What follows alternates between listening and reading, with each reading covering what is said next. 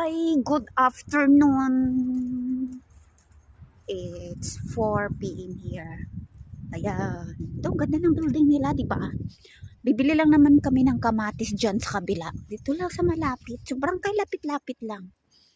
Ganito po yung paligid ng tirahan namin. Ganito. Pero Yan. kailangan mag-base ng napakarami. Ganito. Bahay yan, bahay. Malaking ice cream. Manghilig lang sa ice cream dito kahit malamig.